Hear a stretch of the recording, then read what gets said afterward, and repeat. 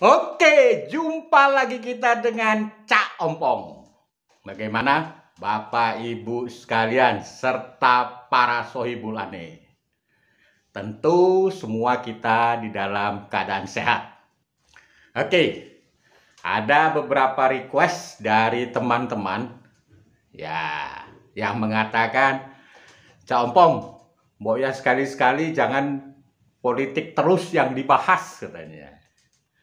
Lalu saya tanya, ya sekali-sekali coba diceritakan dong tips ya bagaimana Cak Ompong membangun keluarga yang sukses dan bahagia. Wah, asik juga.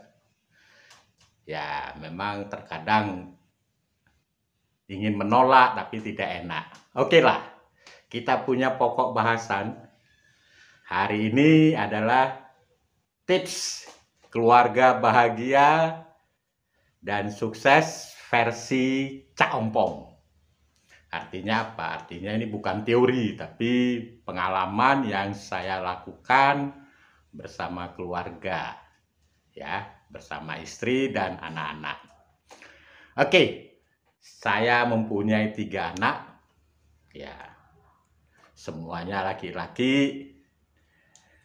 Nah, sekarang mereka sudah ya keluar dari rumah, berumah tangga, dan memiliki pekerjaannya masing-masing. Nah, apa yang ingin saya sampaikan yaitu adalah konsepnya. Jadi saya menggunakan konsep kasih dan kontrol. Ya, artinya sebagai pemeluk agama Kristen Protestan, tentu keluarga saya dasari dengan dasar kasih. Artinya apa? Ajaran ya tidak keluar dari apa yang disebut dengan kasih. Ya. Nah, yang kedua adalah mengenai kontrol. Jadi perlu ada kontrolnya. Jadi tidak hanya kasih tapi kontrol. Oke, saya membagi menjadi 1, 2, 3, 4. Ada 4 fase pada anak. Yaitu fase pertama 0 sampai 5 tahun yang disebut dengan fase balita. Di mana fase ini ya kecenderungannya peranan seorang ibu jauh lebih besar dibandingkan ayah. Artinya apa? Disitulah fungsi kasih itu banyak banget. Nah, kontrolnya itu sedikit. Lalu ada fase yang disebut dengan fase anak kecil. Yaitu fase di mana SD sampai SMP. Jadi usia SD sampai usia SMP. Nah, di sini juga tetap masih ada kasih.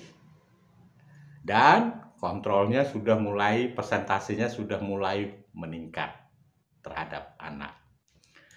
Ada yang disebut lagi fase berikutnya adalah fase anak dewasa.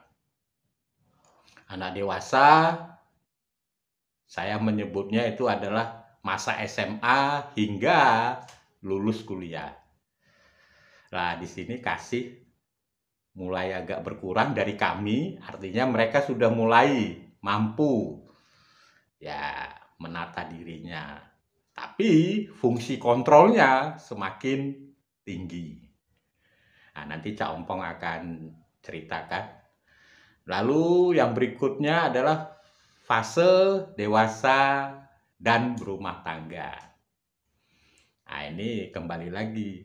Kasihnya semakin besar, tapi fungsi kontrolnya sudah semakin kecil. Jadi kalau kita buat itu semacam grafik, nah itu mengikuti grafik Gaussian. Ya, jadi dari kecil, lalu memuncak, lalu turun lagi sampai mengecil. Nah ini konsepnya seperti itu, konsep kasih dan kontrol. Oke, pada saat balita, nah ini peranan seorang ibu, Nah, itu luar biasa bagaimana asupan gizi, ya. Nah, itu seorang ibu luar biasa itu memperhatikan. Jadi istri saya ini bagaimana dia menyiapkan makanan kapan, minumnya kapan, pakaiannya seperti apa, dan lain sebagainya, dan lain sebagainya. Nah, peranan saya sebagai seorang suami justru sangat berkurang di situ karena ya pertama saya tidak begitu paham bagaimana merawat seorang bayi ya. Nah, fase mulai anak kecil. Nah, ini adalah SD sampai SMP. Nah, ini juga tetap bahwa kasih itu tetap terus terjaga dengan baik. Jadi bagaimana kita memperhatikan makanannya, pelajarannya, ya, lalu keperluannya sekolah dan lain sebagainya. Nah, saya memasukkan anak SD hingga SMP ini ke sekolah Katolik.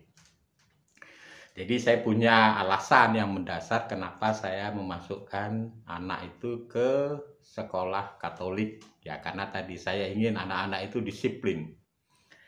Ya, jadi pernah satu saat terima raport, anak-anak itu tidak boleh menerima raport dari sekolah, harus orang tua. Jadi tujuannya adalah di situ itu ada konsultasi antara orang tua murid dengan sekolah. Nah, pada saat itu suster mengatakan kepada saya bahwa mencetak anak pintar itu gampang. Tapi bagaimana anak pintar itu punya disiplin, berbakti kepada orang tua, ya kan? Ah, itu yang sulit katanya. Ya, saya langsung mantuk-mantuk saja ya. Mungkin ya namanya konseling ya, jadi lebih memahami lah. Nah, jadi saya memilih masuk ke sekolah Katolik. Nah, begitu mereka berangkat ke dewasa, menanjak ke dewasa, nah itu saya memilih sekolah SMA Taruna Nusantara di Magelang. Nah, tentu siswa-siswa yang ingin masuk kepada SMA Taruna Nusantara Magelang itu tidak mudah juga. Jadi memang di situ ada penilaian dan kriteria ya, fisik, ya, kejiwaan, jasmani dan lain sebagainya. Nah, pada saat masih SMP memang anak-anak ini luar biasa ya. Jadi dulu di SMP mereka ranking terus. Nah, sehingga bisa menjadi calon siswa SMA Taruna. Ya, alhamdulillah anak-anak itu lulus. Jadi anak pertama masuk di SMA Taruna, ya adiknya begitu melihat kakaknya di SMA Taruna, dia juga senang. Jadi anak nomor 1 dan nomor 2 itu masuk di SMA Taruna. Nah, ada alasan yang cukup mendasar bagi saya ketika saya memutuskan anak saya untuk saya sekolahkan ke SMA Taruna. Satu, karena background pekerjaan saya yang memang jarang ada di rumah. Ya. Jadi fungsi kontrol saya itu agak sulit karena saya jarang di rumah. Ya, lalu anak-anak sudah dewasa. Nah, seperti kita ketahui, lingkungannya juga ya tidak memungkinkan. Nah, sehingga saya sekolahkanlah di SMA Taruna Nusantara Magelang. Ya. Nah, di situ ya sekolah berasrama. Tentu komunikasi kita orang tua itu adalah kepada pamong-pamong yang ada di sana. Ya. Jadi bagaimana perkembangan anak kita dan lain sebagainya. Nah, itu kita dapat informasi dari para pamong. Nah, dari situ kita dapat informasi banyak mengenai bagaimana anak kita setelah lulus dari SMA Taruna Nusantara.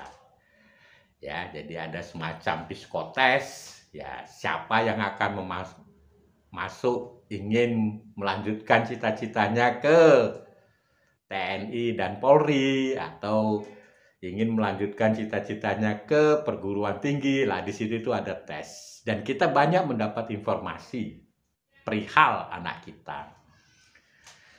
Nah, masa SMA menurut Cak Ompong itu adalah masa di mana anak-anak itu bingung.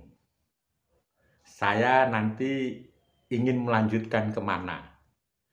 Lalu apa hasilnya setelah kalau saya lulus dari pendidikan tinggi? Nah, disinilah peranan saya. Tadi, fungsi kontrol saya itu sudah semakin tinggi saat anak-anak itu menanjak dewasa. Ya, waktu itu saya mengatakan, ya satu, pilihlah sekolah di mana kalau sudah lulus, ya langsung kau bisa ditempatkan. Artinya, ya pendidikan yang semacam itu, itu TNI. Jadi begitu dia lulus, ada penempatannya.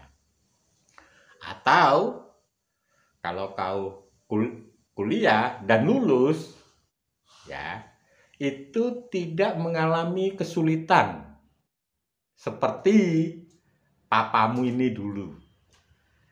Ya, saya sedikit memberikan informasi, saya dulu alumni salah satu perguruan tinggi negeri di Jawa Timur. Jadi ya, begitu lulus masih menulis kepada yang terhormat manajer personalia. Lah, ke anak saya mengatakan, bagaimana kalau kau lulus tidak mengalami kendala, atau artinya apa? Persainganmu itu sedikit. Nah, agar persainganmu itu sedikit di kemudian hari, saat inilah kau bersaing sebanyak mungkin. Karena apa? Karena pilihan yang akan kau pilih itu peminatnya banyak. Ya, saya ambil contoh, misalkan yang masuk TNI. Nah, itu persaingannya kan luar biasa.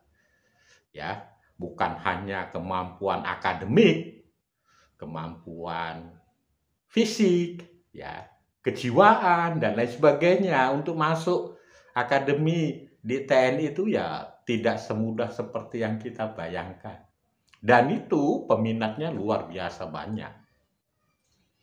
Artinya apa? Begitu seseorang sudah lulus dan diterima di salah satu akademi TNI, ya saya berasumsi bahwa di kemudian hari disitulah masa depannya.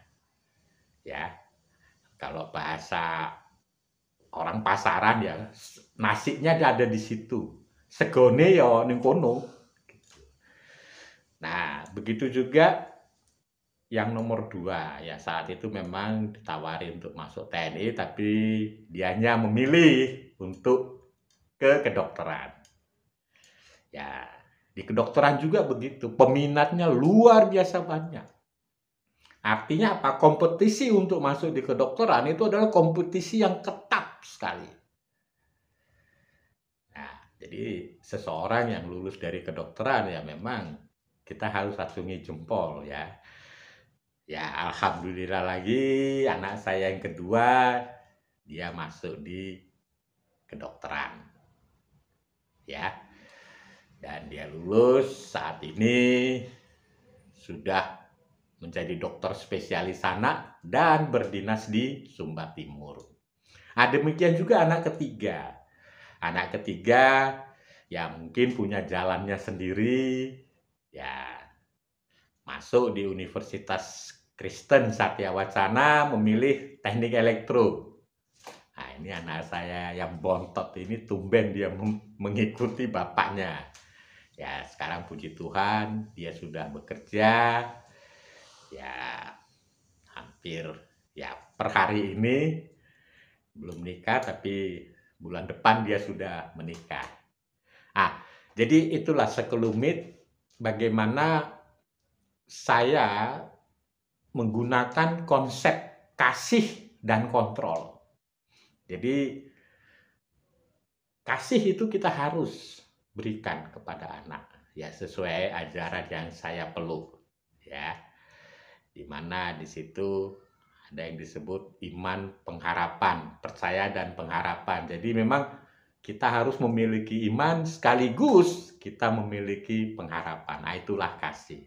Tapi sebagai seorang orang tua, fungsi saya, peranan saya adalah kontrol. Jadi karena saya masih memiliki kemampuan matematika, fisika, sampai di tingkat SMA, saya sering melakukan kontrol terhadap anak-anak saya. Jadi saya juga bisa ngajari mereka dan lain sebagainya. Dan saya terus memantau. Nah, terkadang kita sebagai orang tua itu, ya kita penuhi keinginan anak-anak, tapi ada kesalahan di kita. Kontrolnya itu kita tidak lakukan.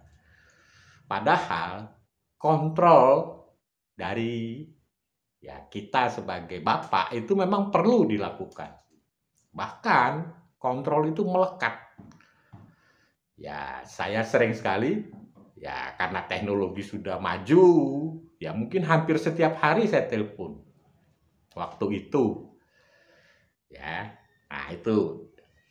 Jadi memang kontrol itu penting. Nah, sekarang yang bertiga ini sudah tidak ada di rumah, ya. Saya hanya berdua hidup bersama istri, melangsungkan kehidupan kami, ya kami sangat berbahagia, anak-anak semua berkiprah sesuai dengan talenta mereka masing-masing. Lalu, apa peranan saya di situ? Ya tapi, tetap kasih itu melekat. Nah, mungkin kontrolnya yang sudah mulai berkurang karena mereka sudah berkeluarga, sudah beristri. Ya, anak saya nomor 1 yang aktivitasnya di TNI, sudah punya anak, jadi saya ini sudah punya cucu 2. Tapi gayanya masih anak muda. Lalu yang nomor 2, ya dia dokter spesialis dan istrinya juga dokter spesialis. Ya, jadi mereka sama-sama dokter spesialis anak. Ya, cuman berbeda tempat tugas. Nah, yang nomor 3, ya dia sudah bekerja dan berkiprah di teknologi yang ya elektro lah. Ya. Jadi mereka semua sudah beraktivitas sesuai talentanya masing-masing. Nah, anak-anak inilah yang menjadi kebahagiaan kami. Ya. Orang banyak bertanya, Cak Ompong kebahagiaannya gimana? Ya satu, mereka tidak lagi mengganggu kami sebagai orang tua. Ya. Sehingga kami sendiri ya membuat aktivitas kami. Ya seperti saya ini olahraga, bersih-bersih rumah, ya jadi YouTuber, ya. Ya, sambil menyaksikan ini, nanti setelah selesai jangan lupa subscribe loh. Ya, ya bergurau sama istri sambil terkadang ya video call sama cucu. Ya tadi, karena teknologi itu sudah maju, nah, kita ya tetap melakukan komunikasi. Ya, agar kita lebih dekat lagi sama anak dan cucu kita. Walaupun kita berjauhan, tetapi komunikasi itu tetap terjaga dengan baik. Nah, jadi benar kata pepatah orang Batak, ya, saya ini orang Batak, istri saya dari Solo, sekampung dengan Pak Jokowi. Ya, ada pepatah Batak yang mengatakan, anak koki do hamoraun diau. Nah, jadi kalau diartikan ke bahasa Indonesia, bahwa anaklah yang menjadi kekayaan kita. Jadi ini memang sesuai cita-cita saya pada saat saya menikah, bahwa anak itu adalah aset. Nah, sehingga pesan saya kepada bapak-bapak ya maupun anak muda yang mau menikah itu selalu ingat bahwa anak itu adalah aset, tabungan dan pusat kebahagiaan kita. Jadi, didiklah anak-anak kita menjadi anak yang baik, yang hormat pada orang tua, yang punya kemampuan bersaing. Nah, ini penting ini. Zaman sekarang itu anak-anak muda itu harus punya kemampuan bersaing. Kalau tidak, waduh, ketinggalan. Ya, demikian tips keluarga sukses dan bahagia ala Cak Ompong. Sampai ketemu lagi kita.